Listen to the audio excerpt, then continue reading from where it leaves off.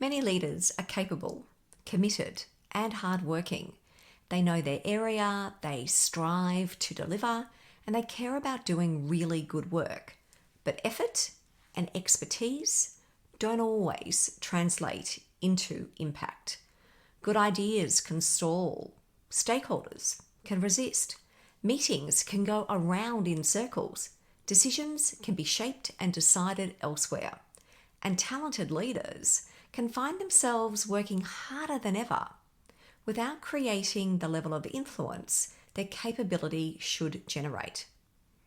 And that's where many leaders get stuck, because they invest in technical skill, their functional expertise, and also in leadership activity, all of which matters.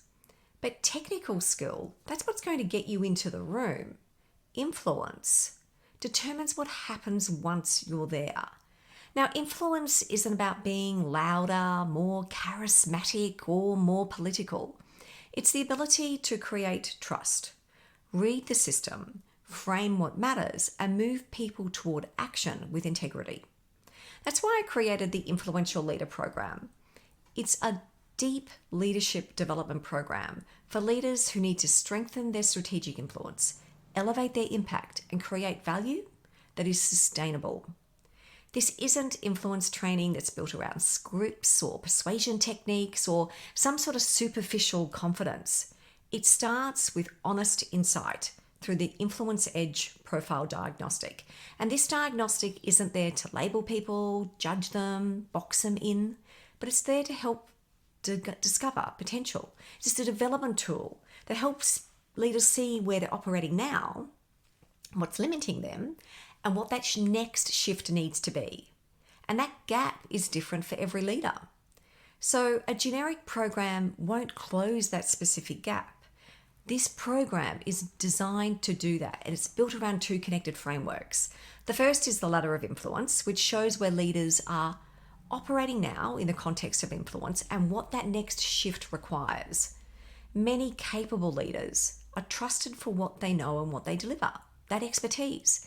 But they're not always shaping the decisions or shifting stakeholder views or building the kind of influence that creates momentum beyond their immediate role. The second key framework is the Influence Edge model, and it develops the 5 capabilities that make that shift possible. Firstly, mindset, because how a person thinks is going to shape what they notice, how they interpret what's happening, and then how they choose to act. The next key pillar, integrity, because trust is the currency of influence, and credibility, well, it compounds when words, actions, values, all of those consistently align. Next, agility, because influential leaders stay steady, they stay purposeful when the pressure is high and the path is unclear. Next, insight, because influence requires a deep understanding of the system in which you're working, being able to understand stakeholders and finding the leverage points that create movement. And lastly, impact, because influence only counts when it creates value. And this isn't just, a better meeting, but it's better outcomes. It's commitment that endures and decisions that don't need to be revisited time and time again.